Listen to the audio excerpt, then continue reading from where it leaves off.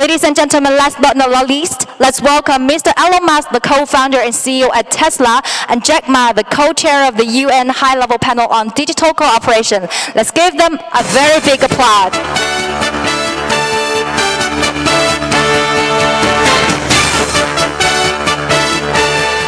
Welcome.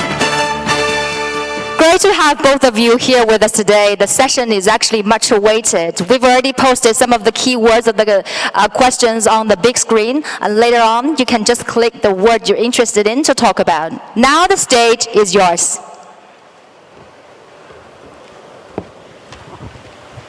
What are you supposed to say? Just things about AI, perhaps? Yeah. Okay. Let's see. Yeah, the AI, right? You want to AI. start on AI? Yeah. Okay. It is. Okay, great. AI. Yeah. Actually, I'm told that does AI mean love? There's like a name AI. It sort of sounds a bit like love. Yeah, AI. I hate the word AI called artificial intelligence. I call it Alibaba intelligence. Yeah.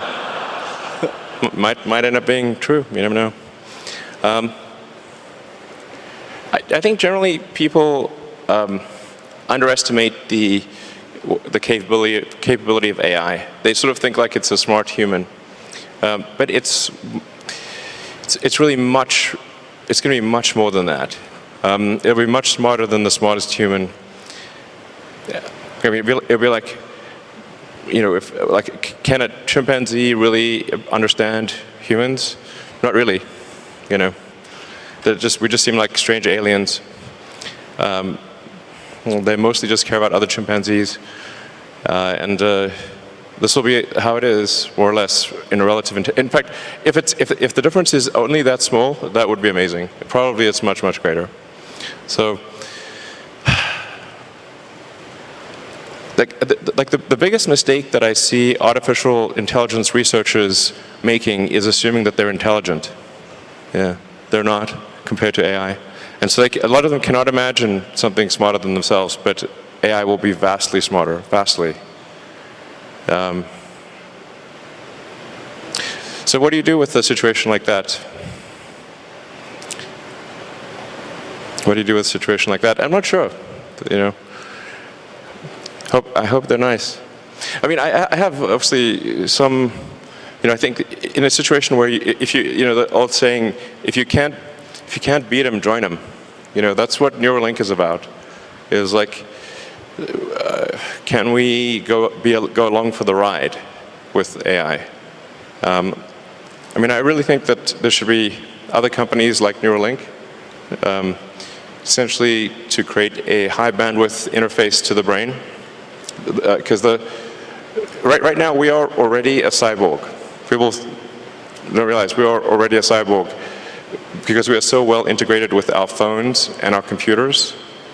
The phone is almost like an extension of yourself. If you forget your phone, it's like a missing limb.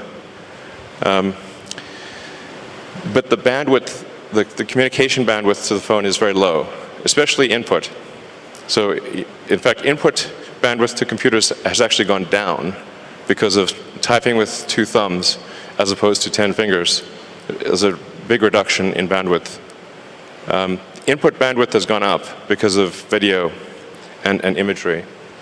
So input bandwidth is many orders of magnitude greater than output bandwidth. But at a certain point, if we'll just, assuming a benign scenario with AI, we will just be too slow. To something, let's say a computer that has like an exaflop of, many exaflops of compute capability, a millisecond is an eternity, and to us it's nothing. So, I always think like human speech to a computer will sound like very slow tonal wheezing. It's kind of like whale sounds. Yep. Because what's our bandwidth? Like a few hundred. Vision about the technology. I'm not a tech guy. I think more about life. I think AI is going to open a new chapter of the society, of the world, that people try to understand ourselves better rather than the outside world. And it's so difficult to predict the future. 99.99% of the predictions that human being had in the history about the future, all wrong.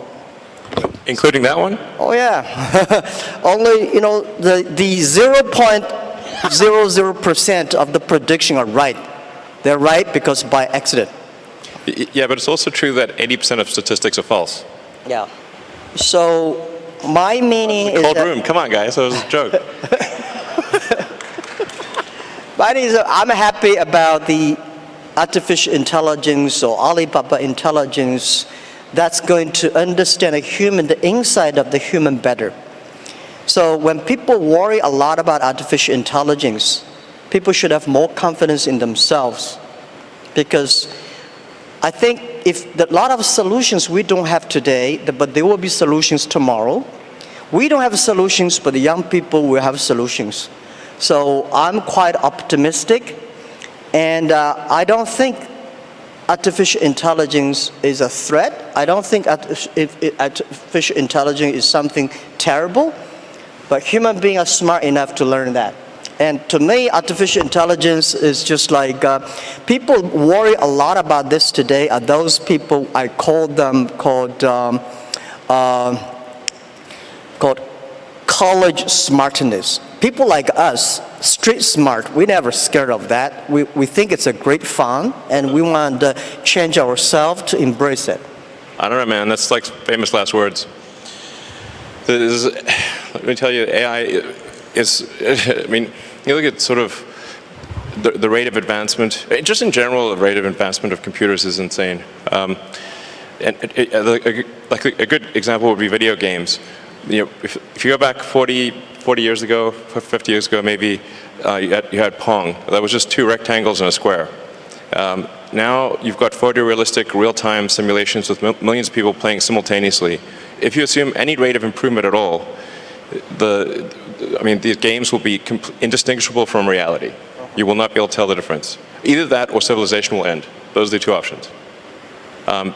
But even if the rate of technology improvement slowed down by 1,000, then okay, advance 1,000 years, or 10,000 years. This is still very tiny. Civilization has been around for probably, arguably, I think 7,000 years or something like that. If you count it from the first time there was any writing, any recorded symbols, besides cave paintings.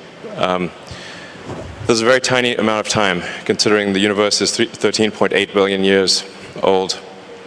I mean, if civilization lasted for 1 million years, we would only increment the third decimal point after 13.8 billion years, if we lasted for 1 million years. Mm-hmm. That seems like a long time, given that we've only been around for 7,000 years. It's been kind of a roller coaster on the civilization front. So, I mean, I'm a naturally optimistic person, to be clear. I'm not saying, hey, doom and gloom. I'm just saying this is the apparent pattern. The rate of change of technology is incredibly fast. It is outpacing our ability to understand it. Well, I'm not sure, is that good or bad? I don't know. I mean, it seemed to me some time ago that you could sort of think of humanity as a biological bootloader for digital superintelligence. For those who know what a bootloader is, a very tiny piece of code without which the computer cannot start. But it's sort of like the minimal bit of code necessary for a computer to start. Like, you couldn't evolve silicon circuits. There needed to be biology to get there.